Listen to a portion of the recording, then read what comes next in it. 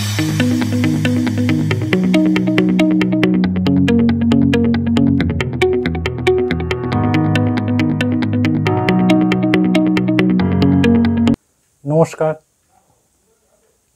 দিব্যদৃষ্টির পক্ষ থেকে আমি সবাইকে আমার স্বাগত জানাচ্ছি। আমাদের দৈনন্দিন জীবনে আমাদের নানান সমস্যা আছে এবং তার সমাধানও আছে। আমার চ্যানেল আপনাকে সঠিক দিশা দেখায়। আপনারা যারা আমার ফেসবুক চ্যানেল দেখছেন তারা অবশ্যই লাইক এবং শেয়ার করবেন, আর যারা আপনারা ইউটিউব চ্যানেল দেখছেন তারা প্লিজ সাবস্ক্রাইব এবং নোটিফিকেশান বেলটা প্রেস করে দেবেন, যাতে পরবর্তী ভিডিও নোটিফিকেশান আপনাদের কাছে চলে যায়। আজ আমি নেশা থেকে মুক্তি এই টপিকস নিয়ে আপনাদের সঙ্গে আলোচনা করব। আমাদের দৈনন্দিন দিনে বিভিন্ন অভিভাবকরা তাদের সন্তানরা বিভিন্ন নেশায় জড়িয়ে পড়ছে এই সমস্যা নিয়ে আসে এবং তারা খুবই চিন্তিত হয়ে পড়ে।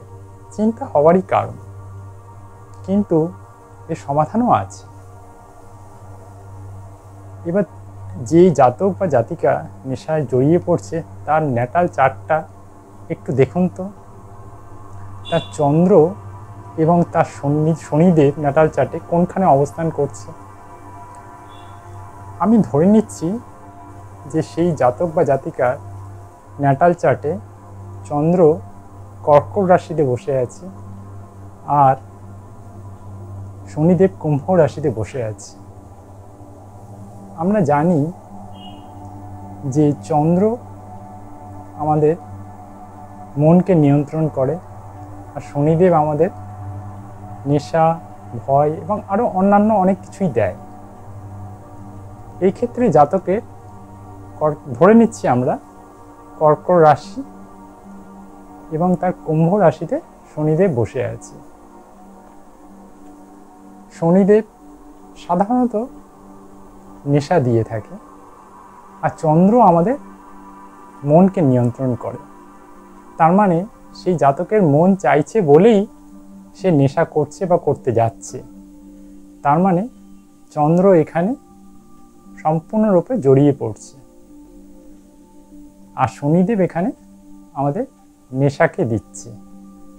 এটা আমাদের দেখতে হবে। এই এখন বর্তমান পরিস্থিতি।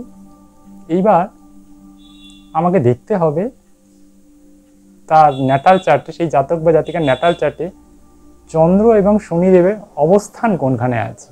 অর্থাৎ চন্দ্র যদি কর্কট রাশিতে থাকে আমরা ধরে নিচ্ছি, আর শনিদেব যদি কুম্ভ রাশিতে থাকে তাহলে তাদের এর অবস্থানের দূরত্বটা দেখতে হবে। কুম্ভ রাশি থেকে যদি আমরা পরপর গুনি তাহলে দেখা যাবে ষষ্ঠেতে চন্দ্র বসে আছে। মানে চন্দ্র মানেই ষষ্ঠেতে বসে আছে। ষষ্ঠ মানেই হচ্ছে রিপিটেশন, মানে সে বারবার সেই কাজটা করবে। তাহলে তো তার ন্যাটাল চার্ট বলেই দিচ্ছে যে সেই জাতক বা জাতিকা নেশায় জড়িয়ে পড়বে। তবে এই নিয়ে কোনো চিন্তা করবেন না, বা তার বাবা মা অভিভাবকরা কোনো চিন্তা করবেন না। আপনারা কোনো ভালো অ্যাস্ট্রোলজারের পরামর্শ নিন অথবা আমাকে ফোন করুন, আমি এর সমাধান বলে দেব। এই ক্ষেত্রে চন্দ্র এবং শনিদেবের প্রতিকার করলে এই সমস্যা থেকে সমাধান পাওয়া যাবে। আমি কিন্তু এটা একবারও বলছি না যে তার ন্যাটাল চার্টের চন্দ্র এবং তার শনিদেবকে তার ন্যাটাল চার্টের যে এখানে বসে আছে সেই ঘর থেকে অন্য ঘরে পাঠিয়ে দিতে পারবো, বা আমার মনে হয় না অন্য কোনো অ্যাস্ট্রোলজারও এই তার ন্যাটাল চার্টের যে গ্রহের যে পজিশন রয়েছে চন্দ্র এবং শনিদেব অন্য ঘরে পাঠিয়ে দিতে পারবে। কিন্তু এই চন্দ্র ও শনিদেবের প্রতিকার করলে এই সমস্যা থেকে সেই জাতক বা জাতিকা মুক্তি পাবে, মানে সমাধান পাবে। আমি এইটা বলছি। তাহলে আজকে এই টপিকস আশা করি আপনাদের সবাইয়ের ভালো লাগলো। তাহলে আজকে আলোচনা আমি এখানেই শেষ করলাম। আপনারা সবাই সুস্থ এবং ভালো থাকবেন। নমস্কার।